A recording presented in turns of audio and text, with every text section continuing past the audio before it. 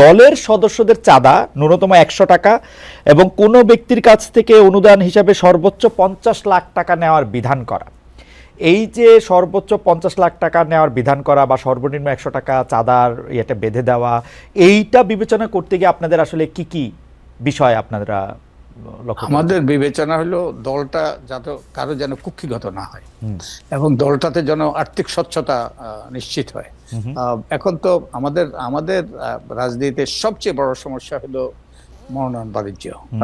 কত টাকা, এটা অদৃশ্য ব্যয়, আমরা কেউ জানি না কত টাকা ব্যয় হয়, কত টাকার লেনদেন হয়। এবং এই জন্যই কিন্তু আমাদের আমাদের সংসদ এবং ব্যবসায়ীদের করায়ত্ত। এই জন্যই আমাদের এই যে আমাদের সংসদ সদস্যদের বিরুদ্ধে এত অভিযোগ। তো আমরা যে রাজনৈতিক দলগুলো গণতান্ত্রিক হইতে হবে, একই সাথে আর্থিকভাবে স্বচ্ছ হইতে হবে। এই এবং এটা ৫০ লাখ টাকা হইতে পারে, এটা ৩০ লাখ টাকা হইতে পারে, কিংবা আরো বেশি হইতে পারে। কিন্তু দলটা যেন কারো কুক্ষিগত না হয় এবং একই সাথে যেই অর্থই লেনদেন হয় এটা যেন ব্যাংকিং চ্যানেলে হয় এবং এটা যেন স্বচ্ছতার ভিত্তিতে ব্যয় হয় এবং এগুলো যেন তারা অডিটেড হিসাব নির্বাচন কমিশনে জমা দেয় এবং এগুলো যেন নির্বাচন কমিশনের নিরীক্ষণের সুযোগ হয়। তো একটা আমি বারবার করে বলছি, একটা দল যদি গণতান্ত্রিক না হয়, দল যদি স্বচ্ছ না হয়, দল যদি দায়বদ্ধ না হয় এবং দল যদি সিন্ডিকেটের মতো আচরণ করে, যেটা অতীতে করেছে, তাহলে কিন্তু আমাদের যে অতীতের যে ইতিহাসের পুনরাবৃত্তি ঘটবে আমরা কেউ চাই না।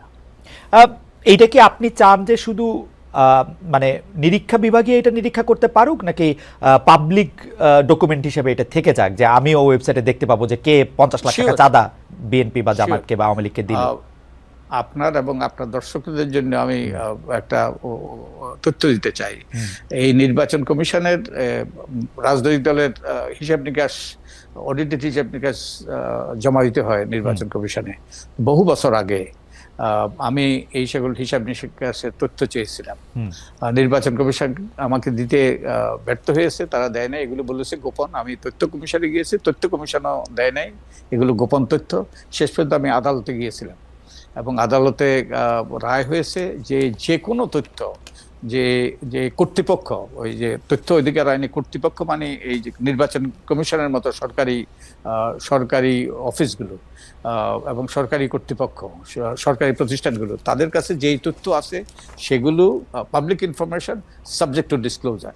তো এগুলো তারা দিতে বাধ্য এবং যে কোনো ব্যক্তি এই তথ্য পেতে পারে। সো এগুলো অবশ্যই এই যে পাবলিক হইতে হবে।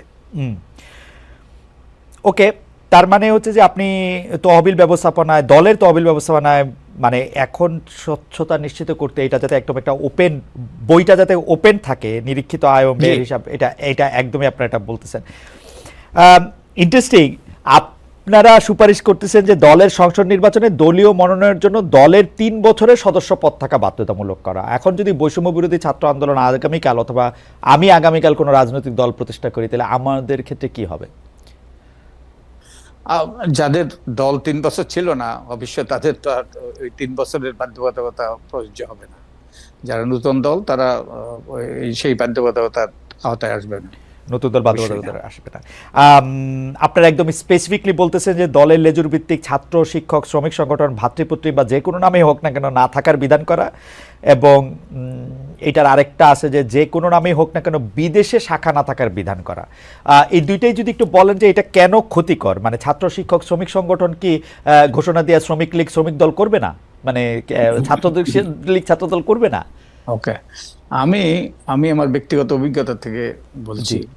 আমি নিজে ছাত্র রাজনীতি করেছি। আমি 69-এর গণ আন্দোলনের সময় আমার সামান্য একটি ভূমিকা ছিল। আমি তখনকার ইকবাল হল, এখনকার জহুরুল হক হলে আমি সাধারণ সম্পাদক ছিলাম। 69-এর গণ আন্দোলন পরিচালিত হয়েছে সেই হল থেকে। তা আমার বাস্তব অভিজ্ঞতা আছে। সেই সময় এক ধরনের ছাত্র রাজনীতি ছিল এবং আমি ব্যক্তিগতভাবে সেই ছাত্র রাজনীতির পক্ষে। কিন্তু লেজুর ভিত্তিক ছাত্র রাজনীতি, এটা ছাত্র রাজনীতি নয়, এটা হলো ছাত্রদেরকে ব্যবহারের রাজনীতি, ছাত্রদেরকে লাঠিয়াল হিসেবে ব্যবহারের রাজনীতি। এবং এই জন্যেই এই যে বিশ্ববিদ্যালয় সম্পর্কে বা পাবলিক বিশ্ববিদ্যালয় সম্পর্কে যে সকল অভিযোগ, আমরা এগুলোকে সন্ত্রাসের আখড়ায় পরিণত করেছি। এবং এটা আমাদের এই শিক্ষার মান, শিক্ষকদের রাজনীতি, ছাত্রদের রাজনীতি, এগুলো শিক্ষার মানে ধস নামার একটা বিরাট ভূমিকা পালন করেছে। এই ধরেন আপনি যে দেশে আছেন সেই দেশের সেই সব এই যে টেকনোলজি কোম্পানির এগুলো আমাদের প্রতিবেশী দেশের আইআইটিতে পড়া। আমাদের একটা আইআইটি আছে, আমাদের এরকম কোনো একটা প্রতিষ্ঠান আছে? কোনো একটা প্রতিষ্ঠান নাই। কারণ আমরা এই প্রতিষ্ঠানগুলোকে ধ্বংস করেছি আমাদের দলীয় স্বার্থে, ব্যক্তি স্বার্থে, এবং যার ফলে আমাদের সেই রকম শিক্ষা প্রতিষ্ঠান গড়ে উঠতে পারে নাই। এবং তাই যে ছাত্রের কাজ হলো, প্রত্যেকের দায়িত্ব থাকে। ছাত্রদের দায়িত্ব হলো লেখাপড়া করা, ভবিষ্যতের জন্য প্রস্তুত হওয়া। এবং হ্যাঁ, দেশের ক্রান্তি লগ্নে তারাও নাগরিক হিসেবে তারাও তাদের ভূমিকা পালন করবে। কিন্তু ছাত্রদের মূল দায়িত্ব, কর্তব্য হলো তাদের যে সর্বোচ্চ বিকাশ, মেধা, সৃজনশীলতা, নেতৃত্ব, সবকিছু সর্বোচ্চ বিকাশ। রাজনীতির দায়িত্ব হলো রাজনীতিবিদ, তারা ছাত্রদের মধ্যে যদি কেউ রাজনীতি করতে চায় তারা রাজনৈতিক দলের অংশ হোক, কিন্তু লেজুর ভিত্তিক বিশ্ববিদ্যালয়গুলোকে সন্ত্রাসের আখড়ায় পরিণত করা। এবং বাই দি ওয়ে, যেই সকল রাজনীতি হচ্ছে ছাত্র রাজনীতির নামে, সেগুলো কিন্তু দণ্ডবিধিতে দণ্ডযোগ্য অপরাধ। এবং এই আইন যদি প্রয়োগ করা হয়তো বহু লোক জেলে থাকতো।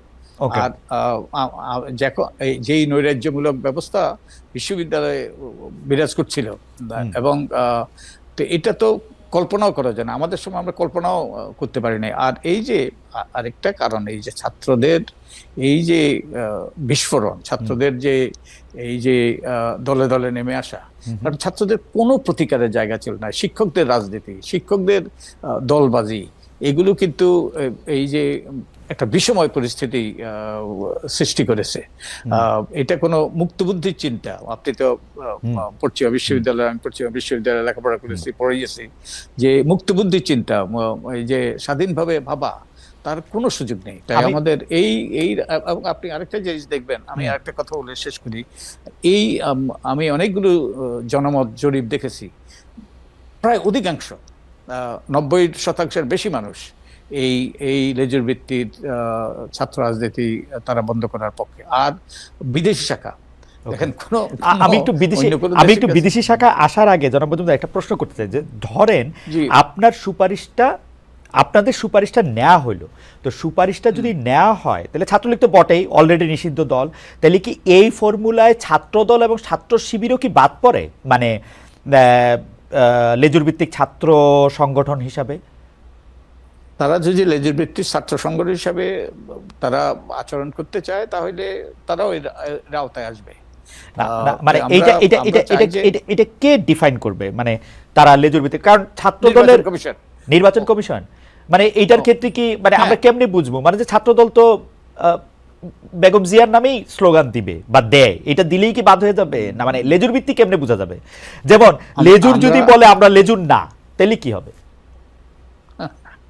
লেজুর শুনেন, এই বিধানটা যে আরপিওতে অন্তর্ভুক্ত হয়েছে 2008-এ, রাইট? 2008-এ যখন অন্তর্ভুক্ত হয়, তখন কিন্তু রাজনৈতিক দলের সাথে মত বিনিময়ের ভিত্তিতে যে নির্বাচন কমিশনের একটা এই যে ছিল, যে সংস্কার, উচ্চ সংস্কার প্রস্তাব ছিল, ওগুলোর ভিত্তিতে তারা রাজনৈতিক দলগুলোর সাথে আলাপ আলোচনা করে, মত বিনিময় করে, তারা ঐক্যমতের ভিত্তিতে এগুলো ঢুকিয়েছিল ইয়েতে, আরপিওতে।